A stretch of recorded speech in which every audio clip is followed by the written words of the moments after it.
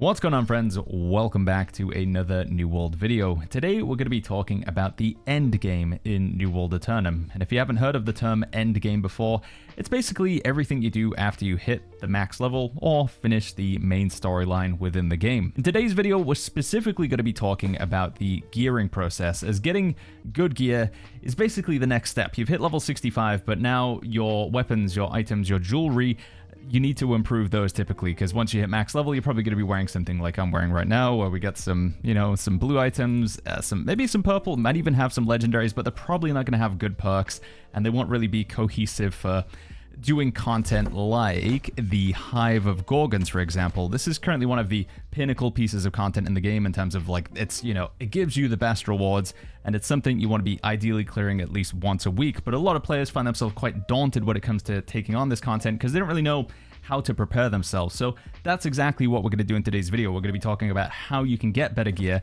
and just what better gear looks like in the game in general. Now, if you're not interested in the Hive of Gorgons or PvP or any sort of content like that, if you just enjoy crafting and gathering, if you just want to make your character look cool, that is entirely valid. In fact, we have a whole video dedicated to, just everything you can do in the game at max level. You'll find that pinned up in the top right. But like I say, today's video was specifically going to be talking about how to go from wearing, a set like I'm currently wearing right now, to maybe something like this, with artifacts and good perks and gems and everything like that. So, as always, friends, if you're interested, you'll be able to scrub along through the video to find the section that's relevant to you. Check out the timestamps down below. But that being said, let's talk about gearing in New World Aeternum for max level players. So the first topic or lesson that we're going to be giving about gearing in New World Aeternum is how we can tell exactly what a good item is. If I was to just sort of spend the next 15 seconds as I'm blabbering here and hover over every item I have and show you guys what's on it, I would like those of you who are newer players to the game to tell me what you think the best item is. Now, obviously, I'm not going to be able to hear your answer, but I do have a sneaking suspicion that a lot of you guys are going to tell me the best piece of gear that I'm currently wearing right now is most likely going to be the amulet, right? A lot of you guys are going to say this must be the best piece of gear because it's legendary and also the number is higher than it is on everything else. And that makes sense, right? But I would actually argue that the best piece of gear I'm currently wearing right now is these gloves, and the reason behind it is specifically because of the perks. In most cases, perks are going to be the most important thing on the item, and the attributes as well. If the attributes don't line up with your build, then that's also going to be kind of useless as well. But the gear score, or even like the rarity, is the secondary thing that you want to be focusing on. These perks down here, this is where like the most important part of the item is. And the reason why these gloves in particular are really, really good is because they have two perks that we want to see in pretty much every starter build. We have Enchanted Ward and we have Refreshing. Why is Enchanted Ward so good in New World? Well, it turns out the way that Amazon have coded this game is most damage that you take in PvE, and even when you're fighting other players, is coded as either a light or heavy attack. Not always, but I would say at least 80% of the time, Enchanted Ward will reduce incoming damage, and therefore, if we can get Enchanted Ward on as many pieces of armor as possible, we're going to reduce the damage we take quite significantly. So that's the first lesson we're taking here. Enchanted Ward is really good for damage reduction, and it's very universal. It works in, again, almost all situations. The second very universal perk, and again, this is good for pretty much every weapon and every build in the game, is going to be Refreshing. Refreshing, the more stacks you have, up to 4, allows you to use your abilities more often, and your abilities are going to be how you tank, how you damage, how you heal, how you support your team. So obviously, just being able to use your abilities more often, pretty much every weapon and playstyle can benefit from that. So, rule number 1, we're looking for Enchanted Ward on all of our gear. Rule number 2, we need to find Refreshing on at least 4 different items in our build. That is going to be the foundation for putting together our gear set, and that is what we're going to be looking for as we move further into our sort of gearing journey in New World Aeternum. Other mandatory perks to be looking for pretty much every build in New World Aeternum would include Hearty on your ring. So right now we've got a bit of a crappy ring here as we don't have the perk. Hearty is this perk over here. It gives you 10% extra max stamina. The reason why this is important, as without it we only have access to 1-2 dodges consecutively before we're out of stamina, whereas if we go ahead and put a ring with Hearty on, we can now dodge once, twice, 3 times. And having access to that extra third dodge roll is a game changer. It can help you out a lot in so many different situations, whether it's PvP, fighting other players, or PvE, just fighting a boss. Having that third dodge roll is a really, really big deal. And therefore, I'm going to say that if your ring doesn't have Hearty on it, you need a really, really good reason why that is the case. So prioritize getting Hearty on your ring above all else. It's like the most mandatory perk. Again, if this ring just had Hearty here, it would actually be, you know, a valid ring. We do want to get more perks. We don't want to be going into content with blues, but Hearty would make this ring passable, in my opinion, as a beginner item. And then when it comes to the amulet, another very important perk, and this is going to change depending on your content, is protection. So here, for example, I have an amulet with strike protection, but then in my inventory, you're going to notice that I actually have a bit of a collection here. We have an amulet with void protection, we have an amulet with thrust protection, we have an amulet with nature protection. This is something that I'm going to try and encourage you guys as like a mentality to, or I don't know, a habit to build up in New World, is when you find amulets with the protection perk on them, it doesn't matter what the other perks are, but the protection perk, hold on to it. The reason why this is important is specifically in PvE, although you can extend this out to like PvP as well, but let's just talk about the Hive of Gorgons for now, as ultimately this is what we're trying to get you guys towards, the Hive of Gorgons as our sort of pinnacle endgame content. We would be looking for a strike protection amulet, a slash protection amulet, and finally a nature protection amulet. Now you're going to say, why, Baggins? We can only wear one at a time. Well, the reason is there are 3 different bosses in Hive of Gorgons. The first boss, Echidna, does almost all of its damage as strike. So if we switch and put on a strike protection amulet before we fight Echidna, we're going to increase our chances of survivability by a decent amount, especially if we combine the relevant gems. So this is a cut pristine jasper. We have 20% strike damage absorption. And then of course, if we have all of that enchanted ward as well that we talked about, then we're looking at even more damage reduction to the point where Echidna isn't actually going to be hitting us that hard. And then when it comes to the second boss, Typhon does a lot of slash damage. So slash protection combined with a moonstone there, we have about 20% slash protection. And then finally the final boss, Medusa, she does a lot of nature damage, and we're combining that with an amber gem to reduce our nature damage. So this is going to take some time. It's going to take a bit of learning in terms of which bosses and which amulets are correct to bring, but the damage reduction that it gives is a big game changer. And we can extend this out to PvP. My experiences in PvP lately, we've been seeing a lot of the new greatsword, which does slash damage or arcane damage. But also because hatchets and sword and shields exist as well, I would say a slash protection amulet is very, very good in PvP. But also fire staffs are still a bit of a menace, so a flame protection amulet, if you're seeing a lot of those, you can just sort of chuck on a flame protection amulet. Again, this is going to be something that is going to take time, right? You're not going to do this all in one go, but the sort of final teaching in terms of like must-have perks is going to be collecting different amulets with the protection perk on, but specifically with the Hive of Gorgons, we want to be looking for a 1 strike protection amulet, 1 slash protection amulet, and 1 nature protection amulet. And if we can keep the same stat on all of them, then we don't need to be redoing our attributes in between each boss fight as well. So maybe looking for either strength, dexterity, constitution, depends what your build is. But yeah, collecting different amulets, hoarding amulets with protection perks, that's going to be the final sort of teaching. And, you know, when it comes to mandatory perks, I'm very much encouraging to find a health plus protection perk amulet and trying to accumulate as many of those as you can. Whether you buy them, craft them, find them as random drops, hold on to those, and try and slot the corresponding gem for the protection type as well. The final pieces of our build that we haven't talked about are the earring and the weapons. Now, when it comes to the earring, one thing I'm going to advise against is regenerating. Unless you are in PvP, in which case it's fine, regenerating is something that you want to lock just to the tank. And the reason why is regenerating, if you're not full health, will heal you, but by healing, you're generating threat to any enemies that you're in combat with. So again, unless you want the attention of the enemies on you, like you're a tank, or there's no threat because you're in PvP, avoid regenerating, and to the same extent, avoid despised as well. Perks that you should be looking for on the earring, I would say refreshing is good. If you don't have it on your armor, just putting 1 refreshing on your earring frees up an armor slot. And then also healthy toast, empowering toast, fortifying toast, even nimble I think can be good as well. Just be careful with that regenerating and the despised, and also duplicating toast is quite bad. I would also say stay away from that perk as well. Now, when it comes to your weapons, this is where things aren't as, like, clear-cut. I could say that a perk that's always good on weapons would be Vicious, because you do more crit damage, and who doesn't like that? But life staffs don't actually like that, and life staffs typically don't care about their crit damage. So what we'll do, if we have time for it, we're going to move it to the end of the video, because it would drag this video out to, like, about 30 minutes to cover perks that are good on every single weapon. If you guys are interested in that video, let me know. Let me know in the comments down below. We could maybe make it. If you wanted like that information right now, I suggest hopping into the stream. We stream New World pretty much every day over on Twitch, and I'm always there to answer questions in chat. It's one of my favorite things to do. So you can find a link to the stream, twitch.tv/BagginsTV down below.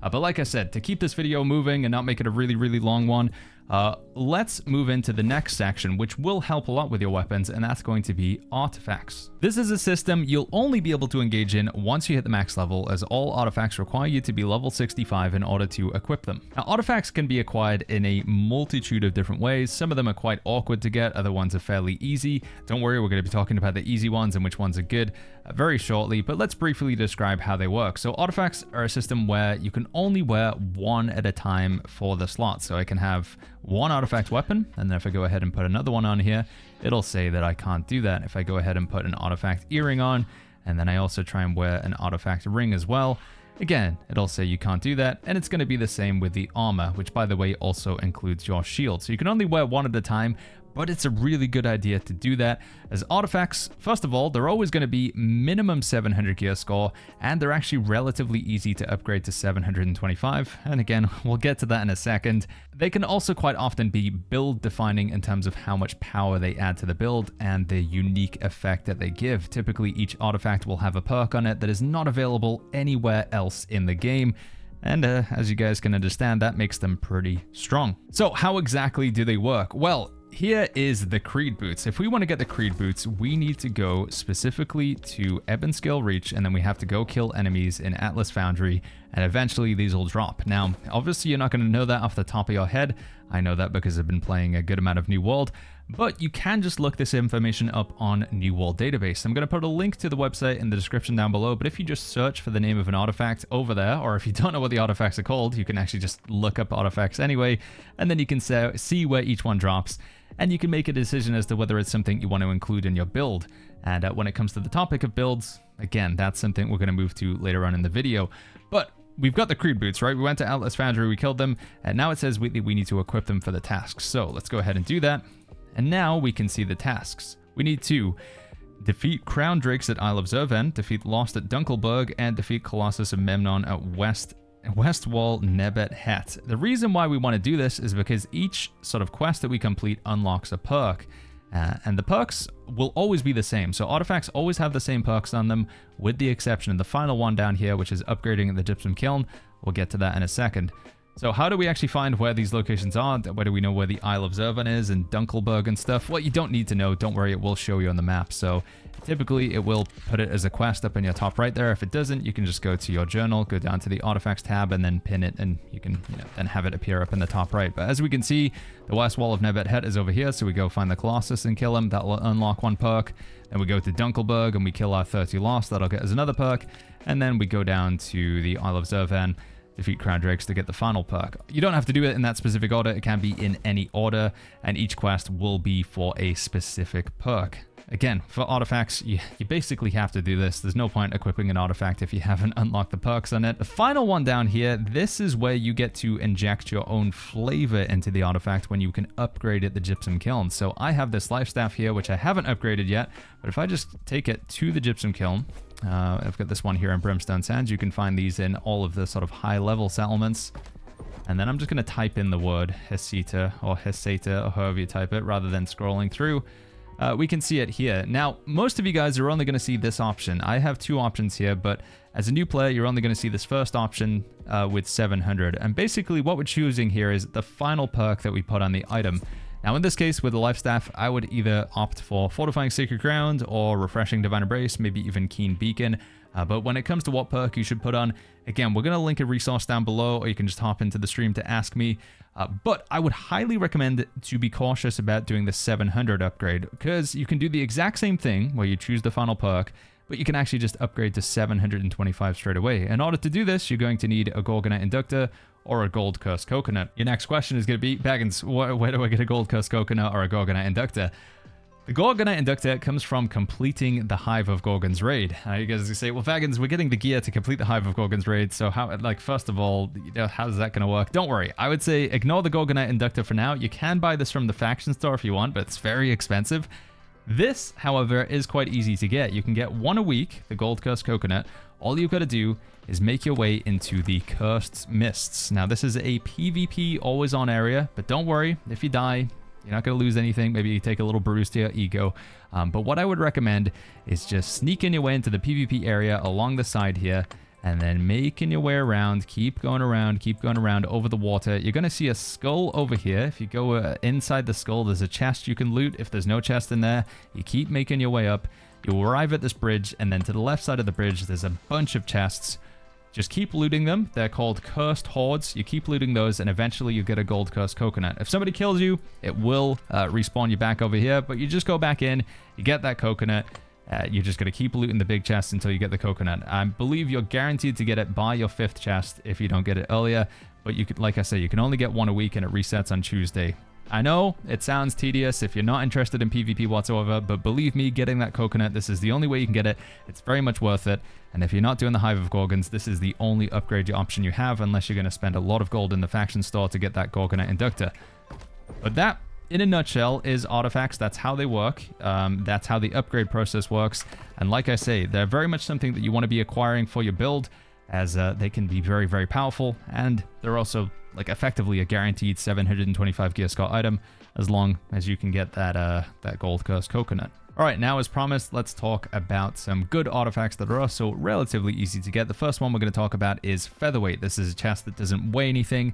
It allows you to wear some heavy armor pieces and still be in a light equip load. Particularly good in PvP or for like learner players. Again, if you want to stay in a light equip load and get max damage, Featherweight is really good for it. Featherweight can be acquired in the Elysian Wilds. You need to go to Fungal Ridge over here on the map and then go up to the top of this sort of tree, and then you need to wait for the bird to spawn. His name escapes me, but we're going to see him in a second through the power of editing. We'll fast forward to him spawning. Nurma, there he is. That's his name.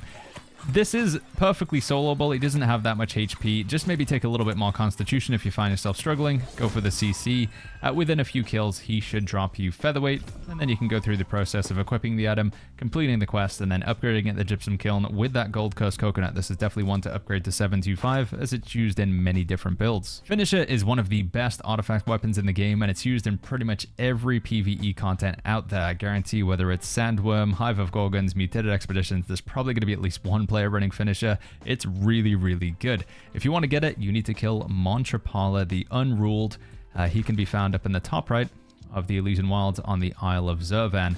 He is quite tanky, so you'll probably need some friends to bring him down. Just type plus or X Finisher in the global chat, in the recruitment chat, find some people with him, or you could bring a really good solo build to take him down. For a solo build, check out the link to the video that you're seeing popping up in the top right of the video now. When it comes to upgrades for Finisher, I also strongly recommend you guys go for Disdained Infliction. Definitely take this one to 725. While you guys are here getting your Finisher, it's also worth noting there's a couple of other artifacts you could grab nearby. One is Life Taker. This is not as important for Hive of Gorgons and Endgame PvE, but it's pretty good in PvP, used with bow and musket. You can put Scream or Tether as the final upgrade. It doesn't need to be 700 actually, because it's just a sort of secondary to make your ranged weapon do more damage. If you want to grab Life Taker or the other weapon, which is called Bolt Caster, it's an artifact bow that does good lightning damage. You just need to take this sort of jump pad thing here. If the jump pad's disactive or deactivated, then you've got to go all the way around, but you'll spawn up here and you can take down Pugnacious Perutu, who can drop Life Taker, and then he spawns 3 more monkeys, one of which she can drop Bolt Caster. Again, these are not guaranteed first-time drops, so you might have to go for like 1 or 2. But Bolt Caster, Life Taker, both pretty good in PvP builds. 3 more artifacts you can grab relatively easily would include Fracture, which is really good for Lifestaff Void Gauntlet. If you're healing and you want a good Void Gauntlet offhand, this is definitely one to go for. Disdained Infliction is definitely the upgrade perk to put in. We have Abyss, which is mainly for PvP, and then Grey Wizard's Hat, which is a bit of PvP. It's also used in some Sandworm builds. All 3 of these artifacts can be acquired by closing major corrupted breaches that are level 65. So we've got a couple down here that are flashing right now. If they're flashing, it means somebody's actively clearing them. So you've got to be looking for a corrupted portal or a corrupted monolith that has this big icon. It says required players 5 as opposed to the small ones. You won't get it from the small ones. Usually coming up to here, Murk God or Shattered Mountain is a surefire way to get a tag on one of these. There's always groups coming through here all the time. So just finding some of those flashing portals, whether it's in Evanskill, Reekwater, or like I said, just up here in Murk God, closing a few of those should net you either the Abyss, Grey Wizard's Hat, or finally Fracture, which for me, my personal, is the most desirable one. And finally on the list, we've got a couple of freebie artifacts that are also incredibly good. We have Power Stone. This is very good for tanking. This is very good as an offhand for healers. Honestly, anytime you use Flail, you may as well use Power Stone. It's really good. If your health is above 90%, attacks cost 20% weaken to the enemy, so it lowers their damage. It works on both weapons, and it's got some really good perks by default. I recommend putting Mending Vortex or Sundering Stacks. The perk I have here is very specifically for PvP. This can be acquired from solo content. All you gotta do is go to activities, soul trials, do any soul trial, and you have a reasonably high chance of getting it when you kill the final boss. If you don't get it, just keep going until you do. And again, it can be any soul trial. Really, really good flail. And then we also have the artifact greatsword called Crescent's Wave. This thing is insanely good right now. Potentially is going to get nerfed in the future. I think it's good in PvP, good in PvE. I put a gem slot in it, so you need gem setting pins from your faction vendor. If you want to get Crescent's Wave, it just comes for free from the season pass. You just got to hit level 20. If you guys need some tips on how to level up your season pass quickly, check out the video linked up in the top right that you're seeing right now. Along with artifacts, another piece of your build which you won't have access to until you hit max level is your Heartrune. You actually need to do a quest to unlock this item. The quest can be found here in Brimstone Sands. It's called Secrets of the Heart Gem. So you talk to Anna Rosa. Highly recommend you guys do this quest. She'll give you a basic heart rune called Cannon Blast, but more importantly, she'll just unlock the slot. If you want to get more heart runes, they come from dungeons. In particular, I would highly recommend that you do Garden of Genesis to get Brutal Vines, Lazarus to get Stone Form, and Ennead to get Detonate. Once you have those blue versions of the heart rune from the respective dungeons, you need to make sure that you have them in your inventory. So not equipped to your character, have them in the inventory. Go to the stone cutting table with the heart rune, and then you'll see an option to upgrade it to purple. And then again, with that purple version in your inventory, you'll see the option to upgrade it to the golden or legendary version. When it comes to the golden or legendary version, there's three options: Stalwart, Cunning, or Brutal. Most of the time, you should go for Brutal for damage, or you should go for Stalwart if you want to stay alive. If you guys have any confusion on this, let me know in the comments down below, or just come into the stream and ask the question. We'll very likely be able to answer it there. Or alternatively, join the Discord. We've got, I think about 20,000 people in the Discord now, lots of New World players. They'll definitely be able to help you out as well. Discord.gg/BagginsTV, link in the description down below. Alright friends, as we come to the end of this video, we're going to do a quick demonstration of what I would do to get this guy some better gear than what he's currently wearing. So obviously, I've went and grabbed my artifacts. We talked about how we can get those. I got the Heartrune leather pants and the finisher. If you're getting both of these at the same time and you only have one coconut to be able to upgrade them, definitely go for your weapons first, upgrade the weapon first, and make sure you're putting gems in your gear as well. You want to make sure you put, when it comes to weapons, diamond in your weapon for PvE is typically the go-to, and then either opals or onyx. So cut pristine opal for some elemental damage absorption, or cut pristine onyx for some physical. I'd probably go all physical in your armor, so all cut pristine onyx in all of these armor slots, and then all opals in your jewelry. But yeah, we've got the artifacts here. What can we do for these other slots? Well, one thing that I'm going to advocate for here is to go talk to your faction representative. And if you haven't joined a faction, you need to go fix that. Go join one right now. If you don't know how to join a faction, you need to go grab this purple, green, or yellow quest down here, fully finish it through, and you can join the Covenant, Syndicate, or Marauder. They're pretty much all the same. I always join the Covenant because it's my favorite faction. When you talk to your faction representative and you've been grinding out the faction rep and completing the quest, you'll have access to the bottom store for Covenant. It's called Paladin, and in here you can buy some really good gear. You can get Enchanted Ward, Refreshing, and Health. It's 675 gear score, so it's not the best, but it's pretty cheap. It's affordable for what it is, and it's going to be a great way to start off your journey. Now, one cool thing that you can do with this stuff is you can buy, like, let's say these gloves here, and then you can go ahead to the top and you can buy a seal. And what you can do is you can take that seal with the item, put both in your inventory, take it to the outfitting station, and you'll see the option to change the attribute on it. So here's one that I did earlier, for example. I bought the boots, and then I changed them from Constitution by default to Dexterity. And I'll give you guys one more demonstration here. So let's take my helmet as well here. Actually, let's do my chest. I think my helmet is kind of okay with the Enfeebling Skewer perk. So let's go get a light helmet, and then let's change that over to Dexterity. You can leave it as Constitution if you want. There's not too much of an issue. You definitely don't want to have too high of a Constitution when it comes to doing damage. You want to make sure that you've got your damage stat. But we're going to buy this light helmet here. And then we're going to go right to the top, and I want dexterity in my build. So I'm going to buy the Covenant Ranger seal. These are the same for Marauder and Syndicate. They just got the word Marauder or Syndicate in front of them. If you want strength, it's Soldier. Scholar is Intelligence. Sage is for focus. That's the word. And by the way, you guys might be saying, Baggins, I don't have enough gold to be able to buy these. What can I do for gold? One thing that you can do that's really good for gold right now is just go into the middle of every town. This is going to be valid for like the next 3 months, but in the middle of every town and every settlement, you have these opulent bestowments. And if you interact with them, you'll get this basket here. And I think there's like 11 or 12 towns, so you can get 11 or 12 of these a day. And each one's going to have like 100, I think it's in a range of 50 to 200 gold. So right there, we just got like 300 gold. Do another one, and we're close to like 600 gold. So yeah, we've basically just been able to buy that hat right there. We just need some faction tokens. But anyway, let's not get too sidetracked. So we got the hat, and I got the seal in my inventory. If we take it to the outfitting station, make sure it's not equipped to your character. You'll see this menu here, and this is where you can change the stats of all of your faction gear. So again, it needs to be in your inventory, not equipped to your character, along with that seal, and we can change this from a Constitution hat to a Dexterity hat. Like so. And there it is. And then we go ahead and put that item on. Obviously, I need to go find a gem for it as well. Put an onyx in this one. You guys might be saying, do I have any other options, Baggins? I haven't done the faction thing, and I really can't be bothered to do the faction thing. You could obviously just go to the trading post as well. Go to the trading post, and then we can search for Enchanted Ward and Refreshing. And sometimes it might be worth doing this in place of what I did. You might be able to find an item for cheaper. So if we go Enchanted Ward, Refreshing, apply. Let's say that we're looking for 650 or higher.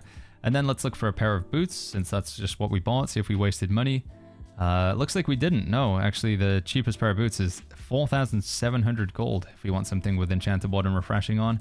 And then when it comes to helmets, what's the cheapest Enchanted Ward Refreshing helmet we could get? We get one for 1,500, so it's still more expensive than what we paid for on the faction store. So yeah, typically the faction store is going to be cheaper, but sometimes you might find a steal on here. So definitely worth checking the trading post as well. If you're completely broke and farming gold does not seem like something you want to do in order to be able to buy stuff from the faction store or buy stuff from the trading post, there is another option you have, and that is just grouping up with other players to take on open world objectives. So right now, I'm in the process of doing what is called a CK or Cutlass Keys chest run. So the way that you go about doing these is you just type plus and then a word in chat. And for our American friends, basically for anybody who's not on a European server, you guys usually use the word X, but X or the plus symbol is basically code for invite me. So you can basically type plus or X and then the word after it. I would just like take the approach of like, if you don't know what it is, just try it anyway. So just typing like plus CK, plus Merkgard, plus wall, just see what sort of content you get into. You open up the map and you can see where your teammates are, and then go join them. So we've got a bunch of people who are doing CK right now, and let's just, through the power of editing, we'll fast forward to like where the loot actually happens. Effectively, the whole concept of what we're trying to do here is just go around and kill enemies and loot chests. So if we go ahead and open this elite supply chest here, hopefully we'll get a good example of just getting some items. Yeah, we get a helmet there, we get a rapier. Go up, kill these guys. We got another bag over here. Let's see what we get from this one. We got another rapier. We'll loot this chest. We'll get some more gear. This, over the span of like 15, 20, 30 minutes, however long you want to do it, will net you a bunch of items. And those items are typically going to be based upon what you're currently wearing. And if you do enough of this, you'll eventually end up with some Enchanted Ward items and some refreshing items as well. It's incredibly low effort. Like I say, all you got to do is basically just type the word that you see other people typing in chat. Or you can make your own group and just invite people. And yeah, just people tend to like mass up. You go around, you kill things, you loot chests, and you end up with some gear. It is very random. You might always get some good stuff, but if you're completely broke, I just got a good spear. Let's take a look. Is that spear any good here? Did we get anything decent? Keen, leeching cycle, and lifesteal. I mean, that's not really that. It's good for solo. It's probably better than what I currently have as well. So yeah, like I say, guys, it's a free and easy way to get gear. Make sure you set your magnify to what you want to get, by the way. The reason why I got a constitution spear there is my magnify is constitution. So let's set it to dexterity because I want dexterity items, and then we can keep going around, and hopefully we'll end up with a fairly decent set of gear. This is what we call chest runs or world tours. And again, it doesn't have to be specifically CK for Cutlass Keys. You could also have Wall, you could have Helio, There are a ton of different locations that people regularly do pretty much every day on every server, and it can be a decent way to get some gear pretty easily. The last couple methods we have for upgrading our gear in New World Aeternum would be the Well of Fortune and Mutated Expeditions. The Well of Fortune is pretty straightforward. You can find this in Cutlass Keys. It's just down in the bottom left of the settlement, and from here there are these boxes that you can buy. I recommend taking a look at these gold cursed ones down here. They're around 250 for the armor. I think the weapons are a little bit more expensive. For some reason, a one-handed weapon is more expensive than a two-handed weapon. I guess actually, yeah, that doesn't make any sense. But let's go ahead and buy one of these and see if we can get a decent spear. So we're going to get a two-handed melee weapon crate. And then, because we have a spear equipped, it's very likely going to give me a spear. Again, we need to make sure that our Magnify is giving us the right stats. So we have this dexterity. And let's just go ahead and see what we get from that box. 721 gear score. Vicious, refreshing move, bleeding sweep. Not a bad spear. Ultimately, we're looking for enfeebling skewer on our spear in this build, but that's not a bad spear. We changed that gem over to a diamond. That would definitely get us through some mutated expeditions, which is going to be the second topic we're going to talk about, although I don't want to gloss over this too much. With the Well of Fortune, you will need doubloons if you want to be able to buy things.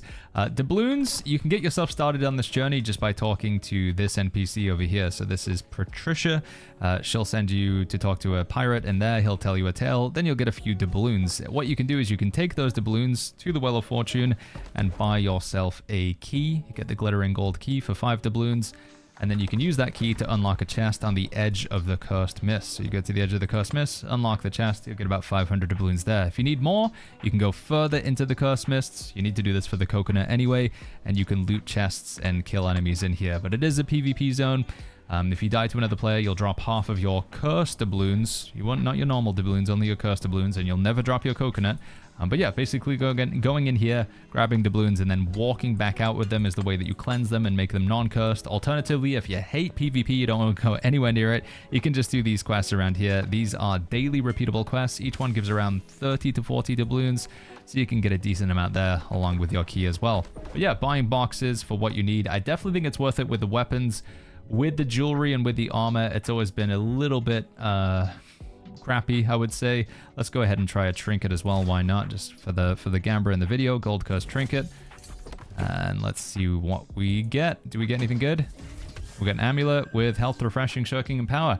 It's not great. We're looking for that protection perk. If that shirking and power was protection, I'd be very happy with that. But again, if we just keep trying for a few of these, eventually we'll get something good. We'll put that on for now because it's, if nothing else, it's giving us extra stats. And it's going to set us up for the next piece of content that we want to do, which is Mutated Expeditions.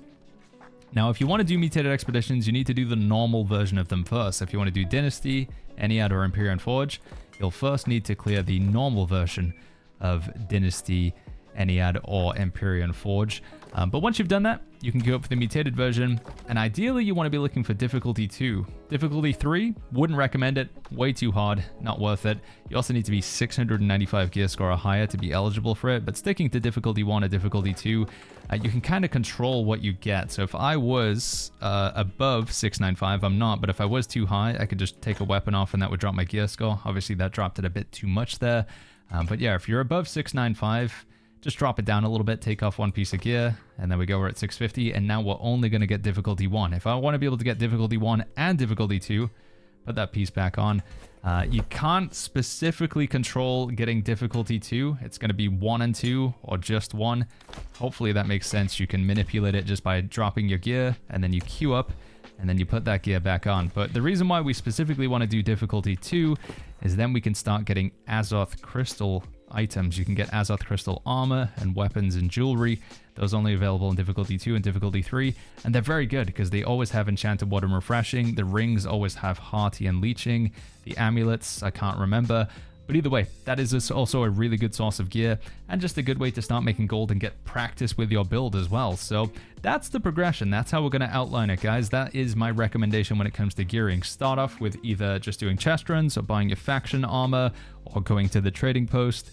Once you've got some stuff there and you've got your artifacts, you could then take a look at the Well of Fortune, and then maybe at that point you can jump into some mutated expeditions and get some more gear.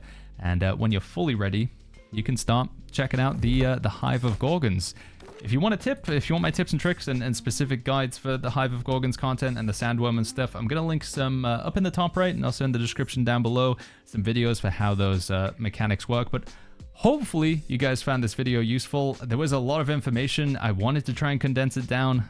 The video still probably ends up being like 30-40 minutes, but I didn't want to skip over too much. I really wanted to give you guys like a full breakdown of your options and what you want to be looking for. If there's still anything that this video didn't answer, if you still find yourself confused, let me know in the comments down below. Hop into Discord, link to that in the description down below, or come ask me over on Twitch in the stream. Again, we're live most days. I love just talking to you guys, New World players, answering questions about the game. So twitch.tv/BagginsTV. But yeah, I'm gonna stop yapping at this point. This video's probably gone long enough. Let me know if this video did help you guys. Leave a like, subscribe for more New World content, and I'll catch you guys all in the next video.